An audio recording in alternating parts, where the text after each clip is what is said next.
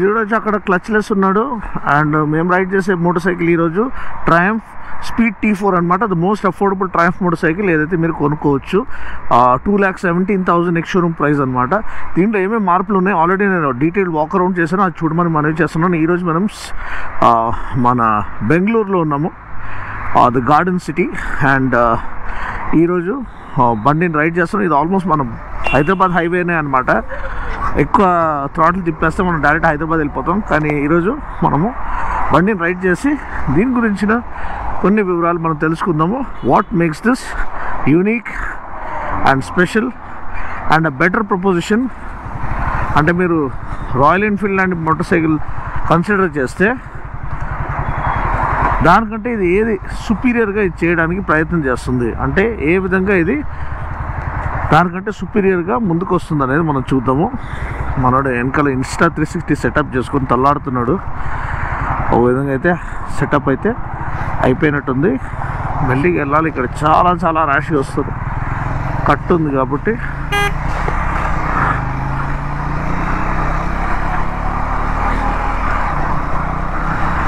Okay, ఒకటి ఏంటంటే అసలు సీటింగ్ పోస్చర్ దీన్ని చాలా చాలా చక్కగా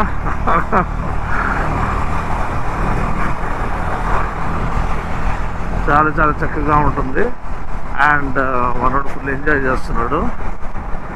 సీటింగ్ పోస్చర్ పరంగా కంఫర్ట్ పరంగా ఇది అల్టిమేట్. అంటే మీరు డైలీ యూసేజ్ కోసం తీసుకున్నా కానీ ట్రయంఫ్ ఒక భరోసా, ట్రయంఫ్ ఒక లెగసీ, ట్రయంఫ్ ఒక బార్నవిల్ సిరీస్, ఒక మోడర్న్ క్లాసిక్స్, ఒక ప్రాపర్ హాల్మార్క్ ట్రైట్స్ అనేది దీంట్లో మొత్తం అణువులో దించేశారని చెప్పొచ్చు. ఎందుకంటే మనకి ఏదైతే ఇంజిన్ కాంపోనెంట్స్ ఉన్నాయో, ఏదైతే ఇంజిన్ డిజైన్ చేశారో అది నెక్స్ట్ లెవెల్ అండి. అందరు అంటున్నారు జస్ట్ బికాస్ పవర్ ఫిగర్స్ దీన్ని మ్యాచ్ అవుతున్నందుకు మన స్పీడ్ 400ది డామినార్ ఇంజిన్ కాదండి. మీరు డామినార్ నడిపేయండి, అసలు మీకు జమీన్ ఆస్మాన్ ఫరక్ అనేది మీకు అనిపిస్తుంది. అంటే దీని స్టేట్ ఆఫ్ ట్యూన్ వేరు, అసలు zero vibrations, most refined engine speed 400. ఇప్పుడు దీంట్లో మనం చూసిన T4లో కొంచెం వరకు వాళ్ళు పవర్ తగ్గించారు. ఎందుకు తగ్గించారు?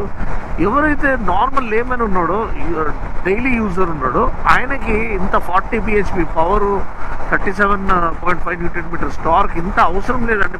మాకు జస్ట్ క్యాజువల్గా మేము జస్ట్ ఒక ట్రయంఫ్ బండికి ఉన్న సాటిస్ఫాక్షన్ ఉండాలి, కొంచెం వరకు మైలేజ్ ఉండాలి, అండ్ మరీ ఇంత ఇంటిమిడేటింగ్ పవర్ ఉండకూడదు. బండి లేస్తుంది, లిటరల్గా వీలి కొట్టేస్తుందని చాలామంది ఫీడ్బ్యాక్ ఇవ్వడం ట్రయంఫ్ వాళ్ళు గమనించారు. సో దాని గురించి వాళ్ళు ఒక టోన్ డౌన్ వర్షన్ కొంచెం వరకు డీట్యూన్ చేసి అట్ ద సేమ్ టైం దాని క్యారెక్టర్ని స్పాయిల్ చేయకుండా, అంటే ఇప్పుడు దీన్ని మ్యాక్స్ పవర్ మీరు చూసినట్లయితే 31 bhp 36 Nm.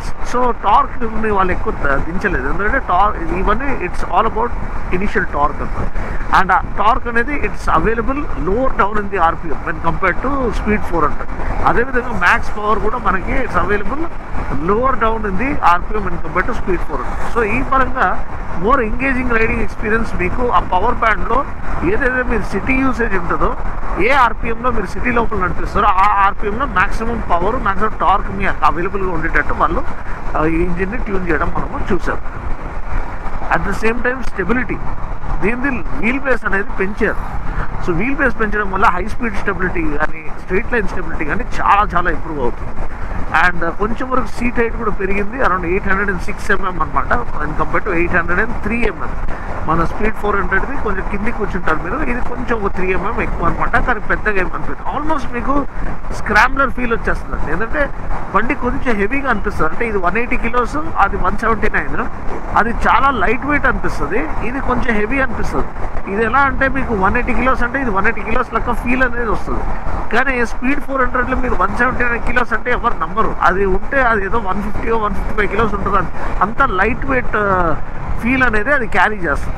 సో అంత బ్యూటిఫుల్లీ డిజైన్ మోటార్ సైకిల్. మీకు ఇప్పటికి కూడా లేదు నాకు అవుట్ రైట్ పర్ఫార్మెన్స్ కావాలి అంటే మీరు స్పీడ్ 400 తీసుకోవడం బెటరు. కానీ దానికి ఆల్మోస్ట్ 10 to 15% కొంచెం వరకు వాళ్ళు మైలేజ్ కూడా ఇంప్రూవ్ చేశారు. ఎందుకంటే ఇంజిన్ డీట్యూన్ చేయబడింది కాబట్టి మనకి మైలేజ్ అనేది ఇంప్రూవ్ అవుతుంది, కంబషన్ ఎఫిషియన్సీ ఆప్టిమైజ్ చేయబడుతుంది.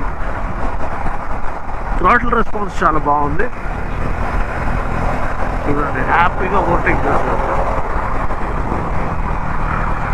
థ్రాటిల్ తిప్పుతుంది చాలు బండి రెచ్చిపోతుంది అనమాట. సో ఆ టార్క్ అనేది మనకి through out the rev band వాళ్ళు అవైలబుల్ చేశారు, అదొక మంచి విషయము. And at the same time మనకి పవర్ కూడా మరీ తక్కువ ఉన్నట్టు వాళ్ళు ఏమీ ఇది చేయలేదు, మనకు సఫిషియంట్ అమౌంట్ ఆఫ్ పవర్ కూడా మనకి ఆఫర్ చేశారు. కంఫర్ట్ చాలా బాగుంది. నేను చెప్పినట్టు సీట్ హైట్ కొంచెం పెరిగింది, రేక్ యాంగిల్ చేంజ్ అయింది, హ్యాండిల్ బార్ ఇంకా కొంచెం లిఫ్టెడ్ అప్గా కనిపిస్తుంది. And ground clearance almost similar ఉంది.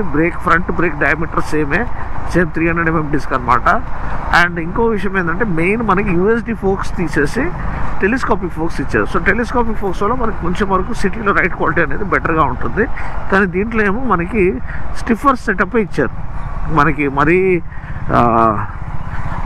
సాఫ్ట్ సస్పెన్షన్, బాటమ్ అవుట్ అయ్యే సస్పెన్షన్ అవ్వకుండా, ఎందుకంటే కొంచెం వరకు స్పిరిటెడ్ రైడింగ్ కోసమే చేయబడింది ఇది కూడా. అది అఫ్కోర్స్ అయితే నెక్స్ట్ లెవెల్ పర్ఫార్మెన్స్, అది స్పీడ్ 400. కానీ ఇది కూడా మీరు దీంతో పోల్చుకుంటే రాయల్ ఎన్ఫీల్డ్ లాంటి మోటార్ సైకిల్స్ అది మెల్లింగా మనము రిలాక్స్డ్గా నడిపించడానికి చేయబడిన మోటార్ సైకిల్స్. కానీ ఇది అలా కాదు, ఇదేమో మనకి ఆ instant power delivery, instant torque మనకి ఆఫర్ చేయడానికి చేయబడిన ఒక చక్కని మోటార్ సైకిల్ అనమాట. సో ఆ ఎంగేజింగ్ రైడింగ్ ఎక్స్పీరియన్స్ అనేది మీకు ఎక్కువ దీంట్లో పొందుకుంటారు మీరు when compared to Royal Enfield మోటార్ సైకిల్స్తో పోల్చుకుంటే చాలా వరకు మీకు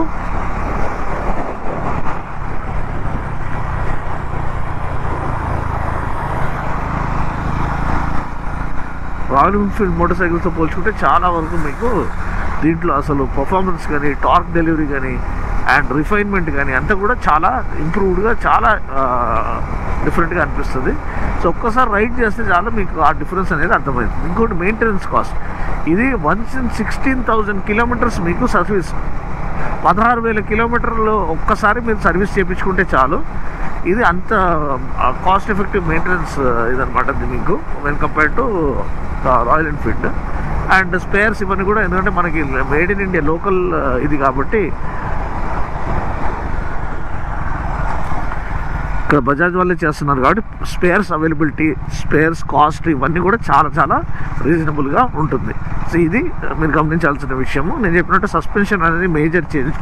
ఇంకోటి ఏంటంటే దీంట్లో ట్రాక్షన్ కంట్రోల్ లేదు, రైడ్ బై వైర్ లేదు, రెండు కూడా తీసేశారు. సో దీంట్లో మీకు స్లిప్పర్ క్లచ్ ఒకటి లభిస్తుంది. అంటే ఫాస్ట్ డౌన్ షిఫ్ట్ చేసేటప్పుడు ఇట్ వాచెస్ యువర్ బ్యాక్ అనమాట. అంటే మీకు రేర్ వీల్ లాక్ అయ్యి హాప్ అవ్వకుండా కాపాడుతుంది, కొంచెం వరకు ఒక సేఫ్టీ ఫీచర్ లాగా ఉంటుంది. సో ఇది మెయిన్ విషయం అనమాట. దాంతోపాటు మీరు ఇంకో విషయం గమనించినట్లయితే కంఫర్ట్, సీటింగ్ కంఫర్ట్ బాగుంది. డే టు డే యూసేజ్కి మీరు అసలు అలసట అనేది అనిపించదండి. అంత రిఫైన్డ్ ఇంజిన్, అంత ఈజీగా యాక్సిలరేట్ చేస్తుంది, అంత ఈజీగా ఎఫర్ట్లెస్గా ముందుకెళ్తుంది. At the same time better optimised, కొంచెం వరకు మైలేజ్, ఫ్యూల్ ఎఫిషియన్సీ బెటర్గా ఉంటుంది. అండ్ ఫ్లికబిలిటీ, మనూవరబిలిటీ, లాంగ్ వీల్ బేస్ ఉన్నా కానీ మీకు ఇదంతా కూడా చాలా సులభంగా అయిపోతుంది. సో చక్కని బ్యూటిఫుల్ బ్రైట్ సన్నీ మార్నింగ్ ఇక్కడ బెంగళూరులో, ఇక్కడ పక్కన ఆగామన్నమాట just some things up. So దీని ఒక ప్రైజింగ్ అనేది ఇప్పుడు వాళ్ళు దీన్ని మోస్ట్ అఫోర్డబుల్ ట్రయంఫ్గా ముందుకు తీసుకురావాలనుకున్నారు. ఓకే, బాగానే ఉంది. కొన్ని వరకు మనకి చేంజెస్ చేశారు, యూఎస్డి ఫోక్స్ తీసేశారు, ట్రాక్షన్ కంట్రోల్ వెళ్ళిపోయింది, రైడ్ బై వైర్ వెళ్ళిపోయింది, అండ్ టైర్స్ అనేది నార్మల్ జాపర్ టైర్స్ ఇచ్చారు.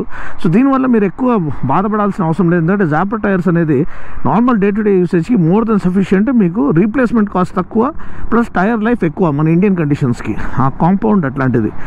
కానీ అదే మీరు సాఫ్ట్ కాంపౌండ్ టైర్ వేసుకొని ఎక్కువ మేము రచ్చ రేపేస్తాము, 100కి తగ్గము ఇలాంటి బ్యాచ్ అయితే మీరు ఓకే పర్ఫార్మెన్స్ టైర్స్ వేసుకోవచ్చు, మీరు బండిని ఎంజాయ్ చేయొచ్చు. కానీ టైర్ లైఫ్ అనేది తగ్గిపోతుంది, రీప్లేస్మెంట్ కాస్ట్ పెరుగుతుంది. సో ఇలాంటి ట్రేడ్ ఆఫ్స్ అనేది ఉంటుంది. ఒక లేమ్యాన్కి, ఒక కామన్ మ్యాన్కి ఈ టైర్స్ మోర్ దెన్ సఫిషియంట్. ఇంకోటి, సో ఏదైతే కాంప్రమైజెస్ మనకి చేస్తున్నామో ఇక్కడ, యూఎస్డి ఫోక్స్ తీసేయడము, ట్రాక్షన్ కంట్రోల్ తీసేయడము, రైడ్ బై వైర్ తీసేయడము, పవర్ తగ్గించడము, సో దీనికి ఆ ప్రైస్ కట్ అనేది సరిపోతుందా? ఎందుకంటే ఆల్రెడీ 2.33 lakhs ఎక్స్షోరూమ్ ఉన్న దానిపైన ప్లస్ 10,000 రూపీస్ డిస్కౌంట్ ఆఫర్ నడుస్తుంది. సో ఆల్మోస్ట్ 2.23 lakhsకి పడిపోయింది ఇప్పుడు స్పీడ్ 400 ఏదైతే ఫుల్లీ లోడెడ్ ఉందో. ఇది 2.17కి లాంచ్ చేశారు. సో దీనికి దానికి ఇంచుమించు ఒక 7,000 డిఫరెన్స్ అంతే. సో ఆ 7,000 డిఫరెన్స్కి ఇంత కాంప్రమైజ్ అవ్వడం అవసరమా అనే క్వశ్చన్ మార్క్ వస్తుంది. సో నా ఒక అంచనా ఏంటంటే, ఒకవేళ దీన్ని బిలో 2 lakhs, ఒక 1.9 lakhs అట్లీస్ట్ ఫస్ట్ 1000 కస్టమర్స్ అలా ఒక ఇంట్రొడక్టరీ ప్రైస్గా దీన్ని లాంచ్ చేస్తే అప్పుడు దుమ్ము లేపే మోడల్గా ఇది ముందుకు వస్తుంది. అంటే జనాలు వచ్చి టెస్ట్ చేస్తారు, ఏ విధంగా ఇది క్లాసిక్ కంటే బెటర్గా ఉంది, ఏ విధంగా ఇది మీటియోర్ కంటే బెటర్గా ఉంది, ఏ విధంగా ఇది సూపర్ మన CB350 కంటే బెటర్గా ఉంది, అజిలిటీ ఎలా ఉంది, హ్యాండ్లింగ్ ఎలా ఉంది, బిల్డ్ క్వాలిటీ ఎలా ఉంది, ఆ ట్రయంఫ్ ఒక లెగసీ, ఆ మోడర్న్ క్లాసిక్ DNA ఏ విధంగా దీంట్లో కనబడుతుంది అన్నీ వాళ్ళకి తెలిసి వస్తుంది. అప్పుడు దిల్ స్టాండ్ కన్వర్ట్.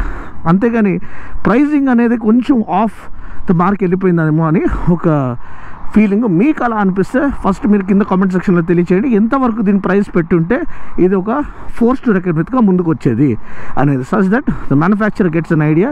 మన మోటార్ సైక్లింగ్ కమ్యూనిటీలో దీని గురించి ఏమనుకుంటున్నాం అనేది మనం వాళ్ళు తెలుసుకోవాలంటే మనం కామెంట్ సెక్షన్లో మనం తెలియచేయాలి. సో మీరు ఈ బండిని రైడ్ చేశారా లేదా, మీ ఇంప్రెషన్ ఏంటి, మీరు కింద కామెంట్ సెక్షన్లో మర్చిపోకుండా తెలియచేయండి. మరొక వీడియోలో మళ్ళీ కలుస్తాను. అప్పటి వరకు take care, God bless and ride safe.